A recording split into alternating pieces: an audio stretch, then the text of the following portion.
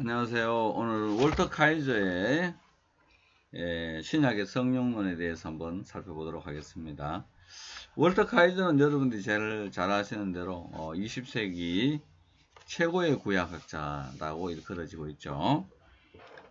이 월터 카이저 이외에도 B.S. 차일드, 예일 대학에서 가르치던 B.S. 차일드와 B.W. 앤더슨, 그 다음에 그 월터 카이저 이 셋을 합쳐서 세계 3대 이제 구약학자다 이렇게 이야기를 하는데, 그 중에서도 뭐 넘버 원을 꼽으라면 어떤 사람은 B.S. 차일즈를 꼽고 어떤 사람은 이제 월터 카이저를 꼽는데, 많은 분들이 제가 볼 때는 월터 카이저에 대한 훨씬 더 그 비중을 크게 보고 있는 거 아닌가 이렇게 생각되고, B.S. 차일즈는 성경을 자유주의에서 해방했다. 이제 편집 비평, 문서 비평, 역사 비평 이런 거 비평학으로부터 완전히 해방시켜서 성경은 믿음의 공동체에게 주신 하나님의 말씀이기 때문에 믿음의 공동체가 아닌 사람들이 거기에 대해서 뭐 왈가왈부 하지 말아라 이래가지고 완전히 없애버리는 그런 역사가 있어서 이제 비평학을 잠재우는데 큰 역사를 일으켰습니다.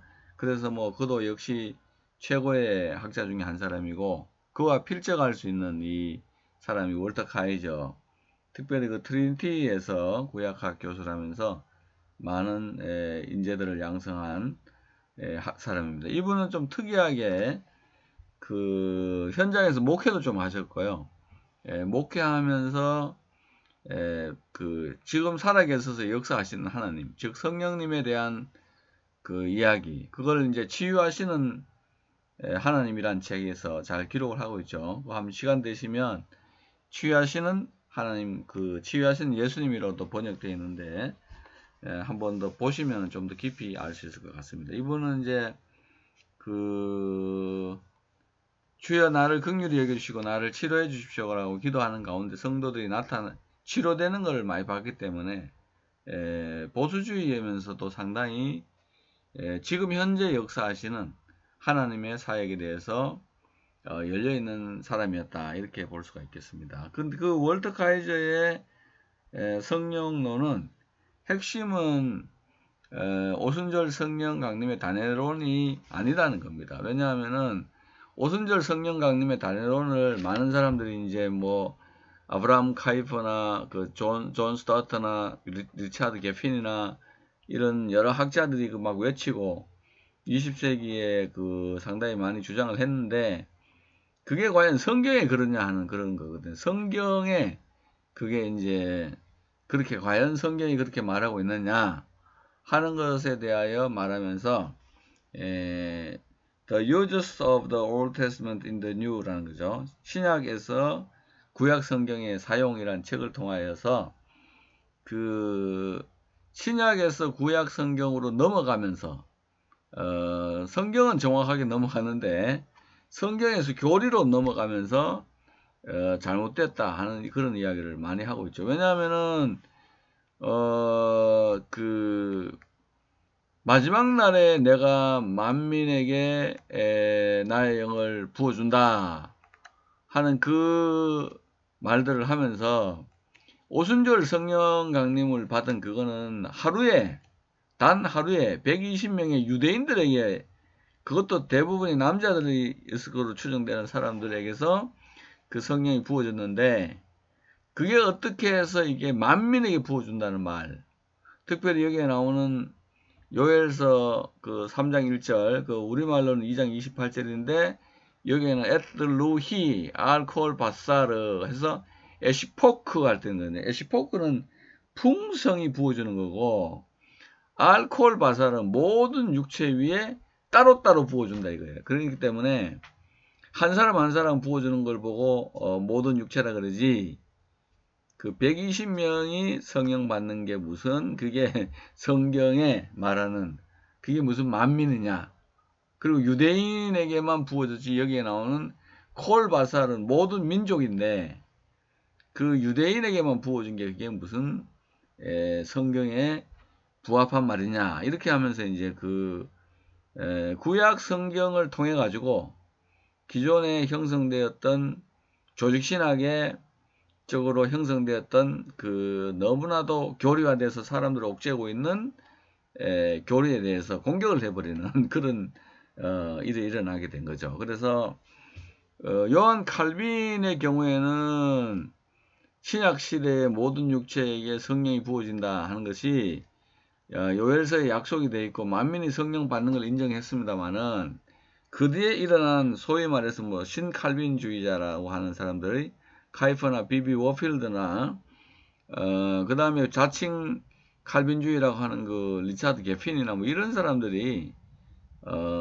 자기의 그 성령 강림의 단회론을 전체의 성령 강림의 단회론으로 이야기했다 하는 이것이 그 잘못됐다는 것, 성경에 근거하지 않는다 하는 그런 것들을 이야기하고 있고, 그 다음에 그 성령이 부어지게 될 때 늙은이와 젊은이가 이상을 본다, 또는 그 다음에 보면은 이 남종과 여종에게 부어준다 하는 이런 이야기를 볼 때 그 오순절 성령 강림의 그 단회성으로 말미암아 가지고 그 유대인들에게 120명에 부어준다는 것은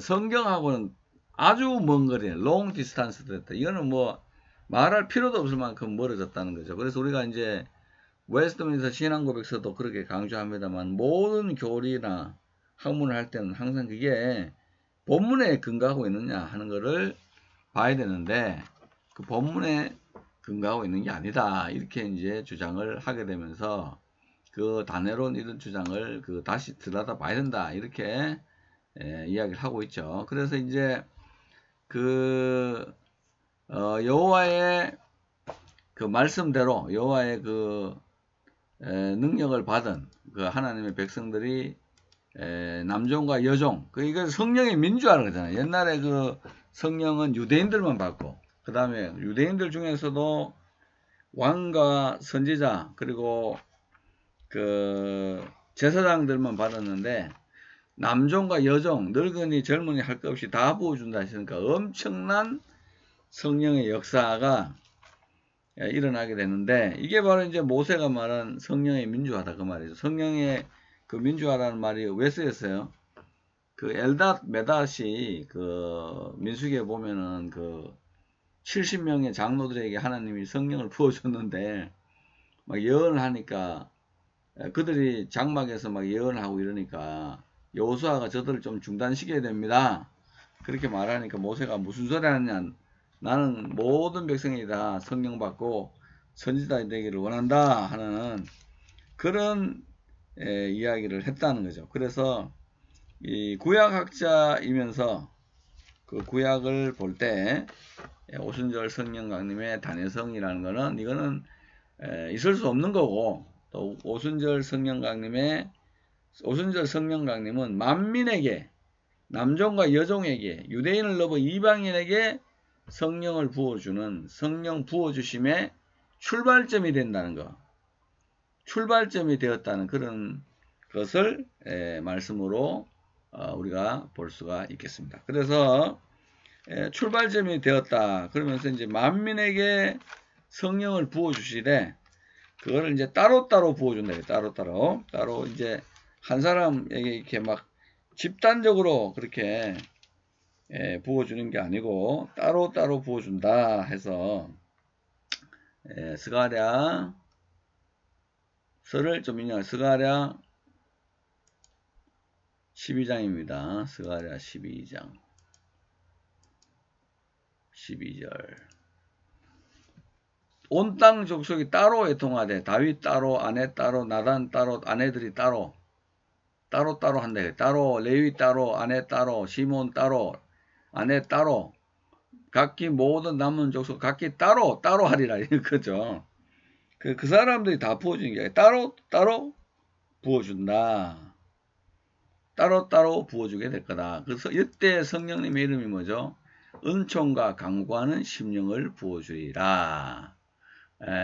은총과 강구하는 심령을 내가 여기도 보면은 샤파크 티 알베이트 다윗, 샤파크 티 내가 부어준다는 말이거든요. 예루살렘에 거하는 백성들에게 해인배 타해 누님에서 은총과 강구하는 심령. 그래서 여기에 루아 해놓고 루하 해인배 타하 누님 은총과 강구하는 성령을 따로 부어주라. 따로 배 하면서 계속 나가고 있죠. 그래서 따로 부어준다. 이렇게 이제 이야기를 하고 있습니다. 그러니까 성령의 부어짐은 오순절 성령 강림에 있어서 120명이 그 인류의 대표로 봤다는 말밖에 안 되잖아요. 단에서는 그런 거는 절대로 없다. 성경이 그럴 수도 없고 성경이 그렇게 말하지 않는다. 그러면은 이제 신약으로 한번 넘어가 보겠습니다. 신약으로 가보면은 신약에서 사도행전에 가보면은 이게 어떻게 해석이 되느냐. 사도행전 2장 17절 2장 17절부터가 이제 그 앞에 말한 요엘서를 분석한 건데, 말세에 내가 내 영으로 모든 육체에 부어주리라. 이걸 이제 그날 후에 이렇게 했는데 십자가 후에 해서 이거를 사도행전에서는 이걸 말세라고 번역을 했죠. 그래서 에스카타이스 헤메라이스 에스타이, 그죠? 그래서 에크케오, 이게 부어주리라. 나의 영을 아포투 푸뉴마토스무, 나의 영을 부어줄 거다. 에피 파산 사르카, 모든 육체들 위에 부어줄 거고, 자녀들은 프로페튜스신 호히호이 히모, 너희의 자녀들은 예언을 하고, 그 다음에 너희들의 젊은이들은 환상 보고, 뭐 이런 이야기를 쭉 하고 있는데, 이거를 보시면 말세가 있잖아요. 말세라는 이 부분이 보면은 엔타이스 에스카타이스 헤메라이스 해서 이게 복수예요. 하루만 딱 부어준다는 그게 아니고 이게 복수행이다. 어떤 성경을 봐도 이거는 복수로 나옵니다. 이거는 Last Days, The Last Days라 그랬죠. 그 다음에 킹 제임스 버전 한번 보죠. 킹 제임스 버전도 보면은 In the Last Days요. 마지막 날들에 내가 부어준다 해서 한 날이 아니에요. One day에 부어준다 하는 게 아니고 마지막 날들에 내가 부어주게 될 거다. 그래서 이상과 환상과 꿈을 보는 그런 일들이 일어나게 될 거다 하는 이런 오순절 성령 강림이 In the last days의 첫째 날이라는 거죠. 성령을 부어주는 첫째 날이라. First day, 그날이. 그리고 계속해서 성령이 부어진다. 오순절 때 오신 성령께서 자기의 거소를 확장시키면서 사람들이 예수 믿는다 그러면 예수님 속으로 흘러 들어가지만은 예수 그리스도께서는 우리들에게 성령을 부어주신다 하는 거죠. 여기 보면은 2장 33절 보면은 예수님이 아버지께 성령을 받아서 부어주신다. 그죠? 받아서 부어주신다. 여기에 헬라어 표현도 보면은 성령을 아버지가 받아가지고 아버지께로부터 받아가지고 엑세케엔, 이건 역시 바게스로 물을 붓듯이 흠뻑 적시도록 투토호 헤메이스 블레페테 카이 아쿠에 보고 듣는 것을 부어주셨다 하는 엄청난 이야기를 하고 있습니다. 그러니까 월터 카이저 같은 구약학자, 또 저도 구약을 공부합니다만 구약을 볼 때 이런 사람들이 만들어 놓는 거 있잖아요. 맞는 건데 우리가 아무런 비판 없이 받아쓰고 하는 이런 것들이 조금 더 말씀에 따라서 새롭게 변화되어야 된다 하는 거죠. 칼빈은 요엘이 말한 대로 신약 시대는 성령이 부어짐이 충만하게 일어난다고 이야기했는데 그 뒤에 있는 신칼빈주의나 자칭 칼빈리스트들이 칼빈의 많은 이론들이 이를 왜곡한 거 아닌가 이렇게 생각이 됩니다. 여러분도 잘 알다시피 뭐 칼바르트도 신칼비니스트든 신정통 뭐 그렇다고 지시 베르카요가 이야기하잖아요. 근데 그게 과연 칼빈의 신학을 그대로 받았냐면 그거는 또 아닌 것 같아요. 그래서 보면은 신정통이든 신칼빈이든 간에 그거는 성령론의 관점에 있어서는 우리가 칼빈하고 좀 떨어져 나간 거를 원래 칼빈의 신학에 근거한 신학으로 다시 되돌려 놔야 된다. 그래서 지금 성령론에 있어서는 칼빈의 성령론으로 다시 다 되돌려 놔야 되만 교회가 부흥할 수 있고 또 하나님의 역사가 일어날 수 있고 예수 그리스도께서 하나님 우편에서 아버지께 받아서 부어주시는 이 성령 또 그것도 따로따로 부어주시는 이 성령의 역사가 계속 일어나지 않으면 우리 다 죽는다. 저도 현장에서 목회를 합니다만은 굉장히 어렵고 힘든 가운데서 지금 우리가 목회가 진행되고 있습니다. 뭐 500명은 300명, 900명은 뭐 한 600명 이렇게 3분의 1씩 다 떨어져 나가서 코로나 이후에 굉장히 어렵고요.